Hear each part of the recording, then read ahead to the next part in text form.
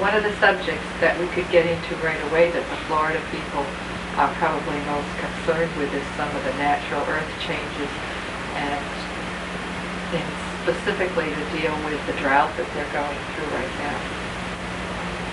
What can you... Yeah, basically, and typical of me, start very basically in that the current drought right now, as the last year, the last 4 or 5 years, is mostly cyclical as opposed to a sudden strange phenomenon. The Midwest, the last couple of years, especially certain sections of the Midwest and so on, is experiencing extreme drought conditions and so on. This is not the big earth change. A majority of the drought conditions is the 10-year cyclical dry weather, which oftentimes lasts for 2 or 3 years. So I would encourage people to anticipate, especially the farmers and so on, to anticipate much better weather in the next year or two.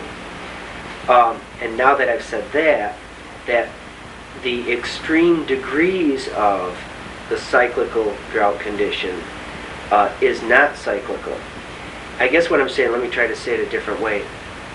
All the way around the world, what you will be experiencing for the first time in better than 100 years, or a couple hundred years, or for the first time altogether, are record-breaking situations. In other words, in any given area, most people within the next year and 2 years will experience the record-breaking low temperature, the record-breaking high temperature in those seasons, but also totally out of season, have a record-breaking low and high temperature, either extreme amounts of rainfall, which has already been taking place the last couple of years in places where they'll have 6 inches, a foot of rain, as opposed to a severe storm of 1.5 inches to 2 inches. And that is not cyclical, that is gradual earth changes by our standards, but extreme rapid earth changes by geological and astronomical measurements. Whereas that which takes place in 100 years is very quick by those standards. And yet we experience them that, gee, the last 4 or 5 years I've noticed a lot more rain or a lot less rain. So it's kind of a trade-off, but I really want to emphasize, because of the things that we've been reading about in tabloids and talking about in groups like ourselves, the groups that we put ourselves in, that this is not the big emergency condition that you have to run from. Increased severity in hurricanes. The last season and the season that we're in right now actually has not been quite as intensive as I predicted. I mean, I really predicted some pretty devastating extremes. We have had a few more in numbers of those things that I talked about, which, in other words, as far as I know, I'm very accurate on. I'm talking the last 5-year period of time, especially the last 2 years. Increased volcanic activity. I've been right on the money as far as, in other words, whatever I give a suggestion, I say, yes, there'll be an increase in number, and it'll be places like, and then list the places. And as a matter of fact, as we're filming right now, Mount Etna, what is today's date, do you know? It's the 13th. Okay. Well, so because of the time differentiation, and I mentioned this a couple of hours ago, it will have been then, which means either the 12th, last evening the 12th, and the 13th today of September, Mount Etna will be just quaking and spouting very beautiful, pictorially beautiful amounts of lava, but again, not devastating. In other words, I'm suggesting that I'm looking at the clock, if it's close to noon now, that around this time plus 6 or 7 hours difference, that this is actually subsiding right now, and that if it increases, it will not be utterly devastating, meaning wiping out a city or something like that.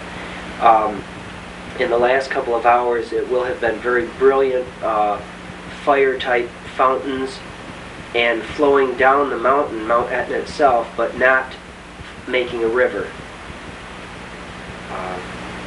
So that's something that we'll have to wait till tomorrow to see it in the newspaper, Right. or possibly on the news later on today. But then by the time that this is viewed in the weekend, that will have been history. I'm getting good at saying it will have had happened. Yeah. You know? I remember a couple of years ago about this time of year, you told us about the fact that we would see lightning in the snow, which Yeah. I'd never seen before, and we did. I don't lie. That was a phenomenon that was really interesting. Do you see anything in, say, in the next year,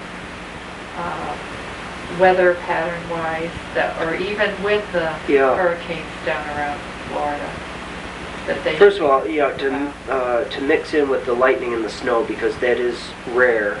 And we experienced quite a bit of that in the Rochester area this last season and the season before, even though we had almost no snow, which was the all-time record least amount of snow that we've ever had. That's going to continue. Now, that is a combination of actual airborne particle, in other words, airborne chemical particles in the atmosphere, which give a conduit, so to speak, for the lightning to even travel through, So that which was never visually seen did take place, but it wasn't able to be focused in a single spot, and that was to form a lightning bolt and therefore give off that flash of light. That's going to increase by my standards because of the increased pollution. I'm not blaming on just that, but also the amount of disturbance in the upper atmosphere, meaning just outside our atmosphere, and I can't recall the different names for the different ionospheres and stuff like that, but in the near vicinity of the Earth itself, we're getting more meteorites and that type of activity, even if they just be small little ice balls as opposed to the iron type meteorites. We'll have all of that, and that affects the electronics, so to speak, of the ionization of the atmosphere, I think I'm talking about. And that, therefore, we're going to have, and something that I've been waiting for in the last 5 years is what I'll call, super bolts of lightning. Meaning we have, lightning is big and strong and so on, and it's not nice to get struck by lightning. We might want to go into that. Yeah. It's not usually fun. But as opposed to that, which we've been measuring the last 4 or 5 years or in our lifetime, we should, this next season, meaning like next spring, the next couple of years, see extreme conditions. In other words, larger size bolts of lightning, more amperage, more voltage, and doing damage to buildings and things like that. So it's not just an increase in number, but an increase in intensity, with that. Again, it's not that you shouldn't go and play golf, but as a matter of fact, if you do play golf, that would be something to consider, as opposed to saying, well, let's see if we can get this last 2 holes in. And in the next couple of years, especially summer-type thunderstorms, you would really do well to actually be overcautious and get right off the open fields and out from under the tree and get inside a building that is grounded a little better. That's a serious consideration. In terms of the radiation that's intensified coming into the planet, especially with folks living down in the Florida area, would you have any suggestions as far as the protection from the sun or